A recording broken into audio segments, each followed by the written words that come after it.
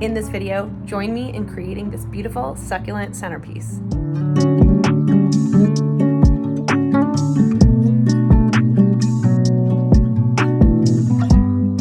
Earlier this year, I was gifted lots of beautiful little Echeveria succulents, and some I have planted, but not all. So I finally want to plant them up into a really cute succulent arrangement with this shallow ceramic bowl. It's kind of like a ceramic, not terracotta, it's glazed. And I thought this was the perfect shape because it's not too deep. I'll be able to spread these out kind of nicely. They will grow into it, but it will help show off, the blue will help show off some of their beautiful colors.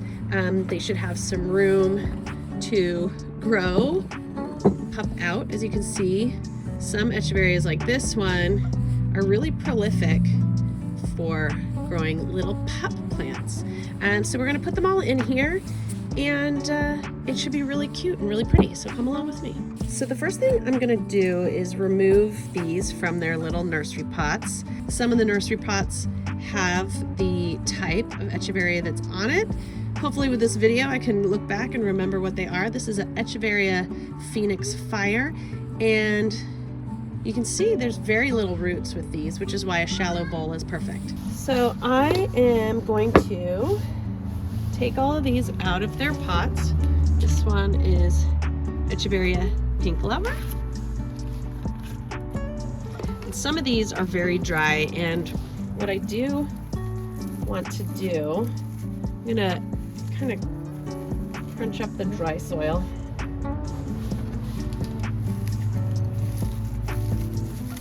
And that will help me to clean up these bottom leaves, which should be really satisfying.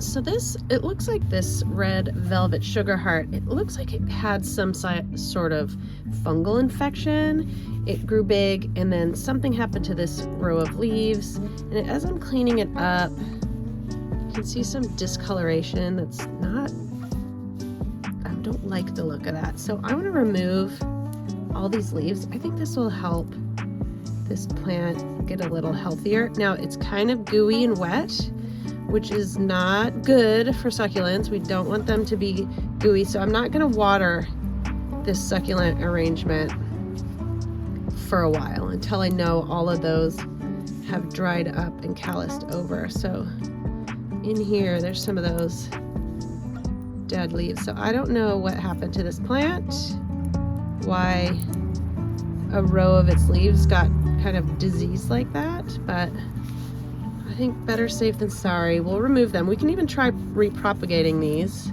because they are coming off whole. And I think this plant will be a lot happier when it's all nice and cleaned up like this.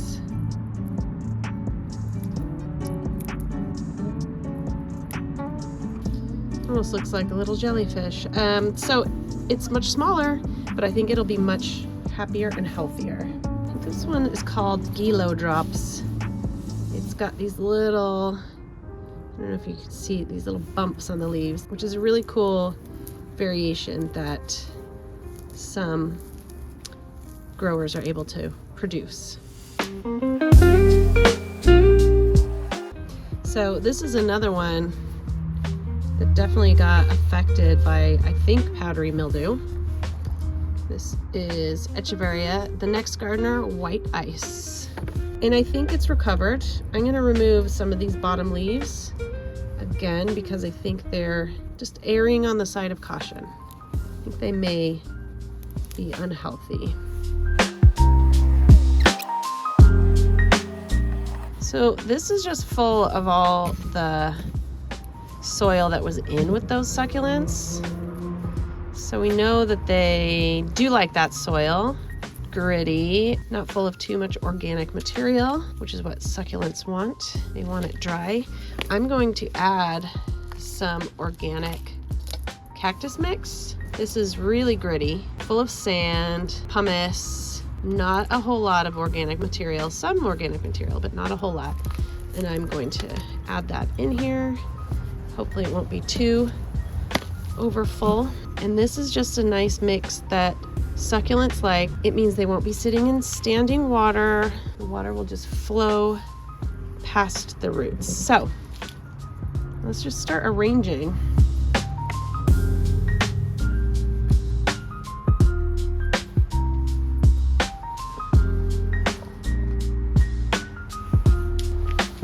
Oh, my light turned on. Well, that's actually kind of nice.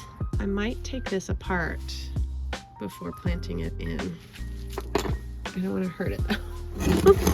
They are so tightly in there, these little pups. It's really hard to see where they begin.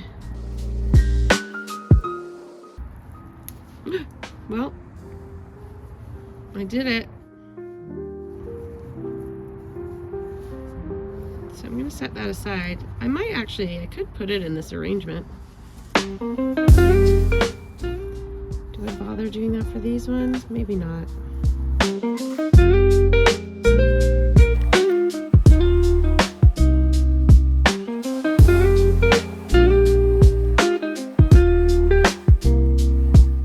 I mean, they're not in yet, but that's a cute arrangement. Okay, now, of course, I realize I do need to add more soil, so.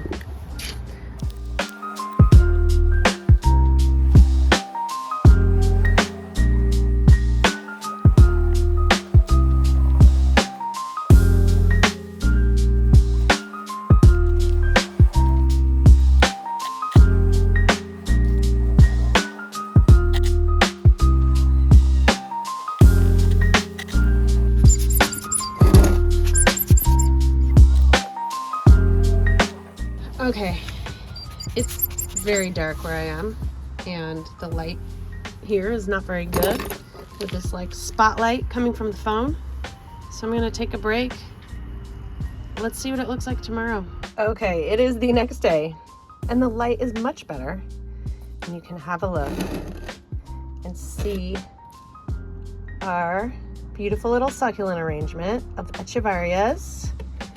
And I'm not a huge fan of all this visible soil.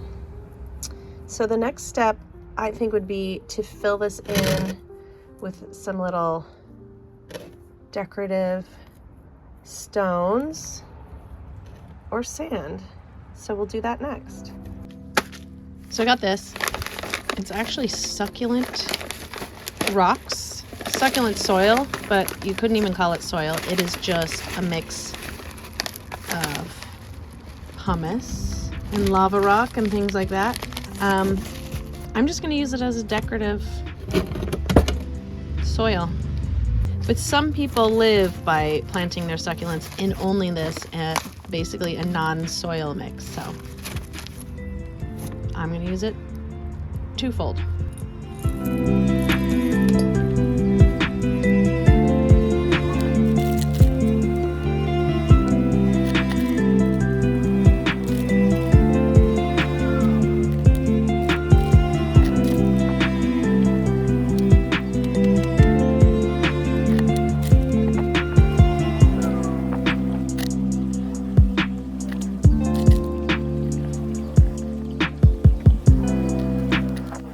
Now here it is.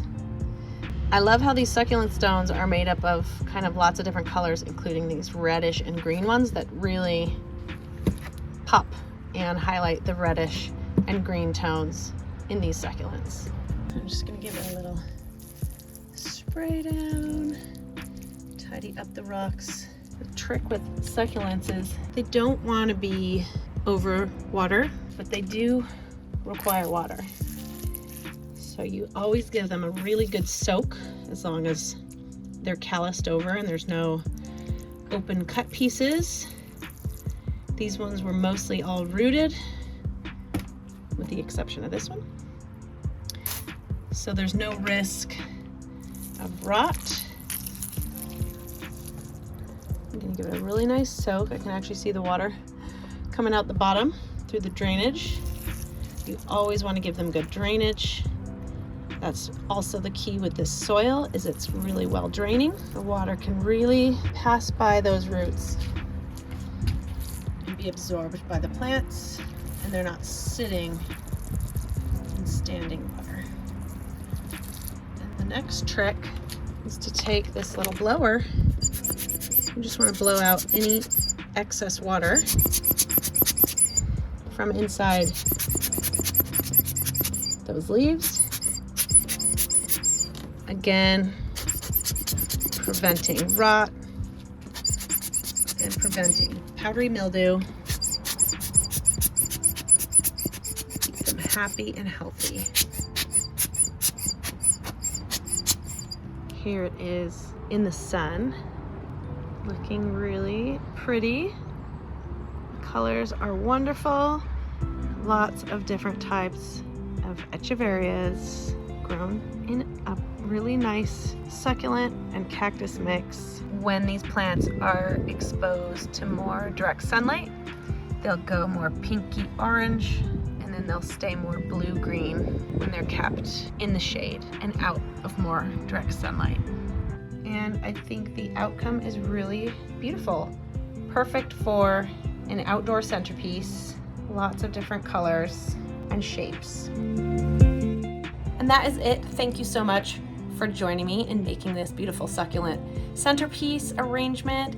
You can always find me on other social media channels. I am on Instagram and TikTok for now. If you have any comments, please feel free to pop them down below. And of course, don't forget to subscribe.